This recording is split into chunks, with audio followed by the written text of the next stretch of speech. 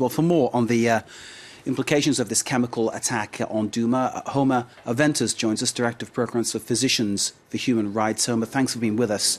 I take it you share the shock of everybody regarding what has happened. Rather than ask you to comment on what's been said at the UN, give us your thoughts on what has been happening in Douma and what the possible consequences of that could be going forward.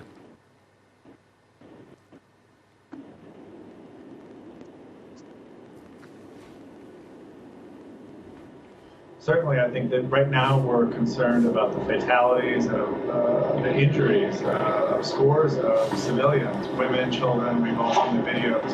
And we're concerned, first, that those patients receive access to care. Last year at Punch 2, what we saw was that people who sought refuge and treatment in hospitals were subject to bombardment. And so the people that require care must receive care. But more importantly, open and unfettered access to UN investigators and others to document the nature of the attack, to establish what type of chemical agent may have been used, is absolutely imperative. The Syrian government must allow access. And finally, the world powers, Russia, the United States, China, must finally come together and support the International Criminal Court, and the accountability, which, as you referenced in your report, is really what the Assad regime fears most.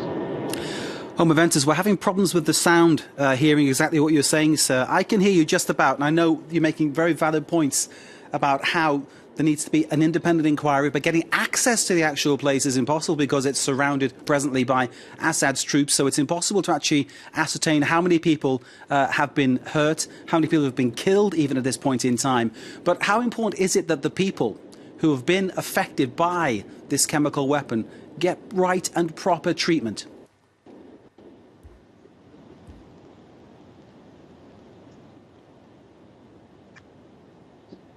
It's absolutely crucial. I think that one of the things we've seen, whether it's chlorine or sarin gas being used, it's important that the clinical staff, the doctors and nurses who are brave enough to remain behind and provide care, they must have the support and the access to their patients. They need medicines, in some cases like atropine, in many other cases decontamination supplies to simply wash off survivors. I think that we don't know how many have been killed. There's certainly scores and scores, hundreds likely, of injured women and children and men who require treatment, and we must allow access to them both for provision of care, but also so that UN investigators can establish the truth of what has happened.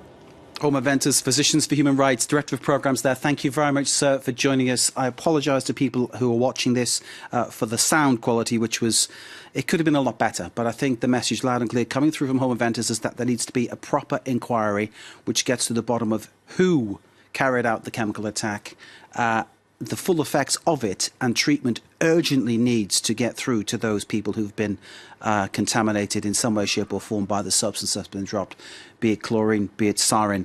Either way, it's very serious for those people in Douma who have been affected by this chemical attack.